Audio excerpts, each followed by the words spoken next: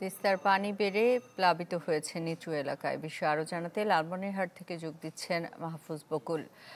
বকুল, তিস্তার পানি বিপদসীমার উপর দিয়ে কি বইছে, ওখানকার পরিস্থিতি জানাবেন। সুস্মিতা, গতকাল রাত থেকে কিন্তু তিস্তার পানি একদম হু হু করে বাড়তে শুরু করে হঠাৎ করে, যদিও বা পূর্ব ঘোষণা অথবা পূর্ব যে সতর্কতা সেটা কিন্তু স্থানীয়রা পাননি। এই অঞ্চলে কিন্তু গত কয়েকদিন থেকে বৃষ্টিপাত নেই বললে চলে, যদিও বা পূর্বাভাস বলছিল যে বৃষ্টিপাত হবে। তবে উজানের যে ঢল হঠাৎ করে কালকে বেড়ে যাওয়ায় কালকে কিন্তু সন্ধ্যায় এবং রাতে বিপদসীমার 7 সেন্টিমিটার উপর দিয়ে পানি প্রবাহিত হয়েছে। তবে সকাল নাগাদ কিন্তু সেটি কিন্তু আস্তে আস্তে ধীরে ধীরে কমতে শুরু করেছে। এখন কিন্তু বিপদসীমার 5 সেন্টিমিটার নিচে সকাল 9টার যে পরিমাপ সেটি প্রবাহিত হচ্ছে, এবং পানি উন্নয়ন বোর্ড বলছে আগামী আসলে 48 ঘন্টা পানি এরকম স্থিতিশীল থাকতে পারে, কিছুটা আসলে বাড়বে বা কমবে এরকমই থাকতে পারে। অর্থাৎ বন্যা হয়তো বা স্বল্পমেয়াদী যে বন্যা, সেই বন্যা হয়তো দেখা দিতে পারে।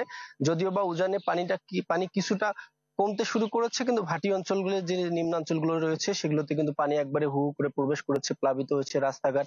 আমি এখন যেখানে রয়েছি এটি একটি প্রাইমারি স্কুল এবং পাশে একটি দ্বিমুখী উচ্চ বিদ্যালয় রয়েছে। সেই স্কুলের রাস্তায় কিন্তু 1 হাঁটুরও বেশি, 1 কোমর পর্যন্ত প্রায় পানি রাস্তায় রয়েছে, যার কারণে এই স্কুলগুলো এবং আশেপাশে কয়েকটি প্রাইমারি স্কুলের কিন্তু শিক্ষা কার্যক্রম ব্যাহত হচ্ছে, শিক্ষার্থীরা রাস্তায় আসতে পারেনি। এবং গতকাল রাত্রে হু হু করে পানি আসার ফলে কিন্তু হাতীবান্ধার ধুবনি এলাকায় কয়েকটি কাঁচা সড়ক কিন্তু ভেঙে গেছে এবং এই এলাকাগুলো প্লাবিত হয়েছে। সবশেষ প্রশাসনের লোকজন। বকুল, আপনাকে ধন্যবাদ। তিস্তার পানি বেড়ে প্লাবিত হয়েছে নিচু এলাকায়, এ বিষয়ে লালমনিরহাট থেকে আমাদের জানাচ্ছিলেন মাহফুজ বকুল।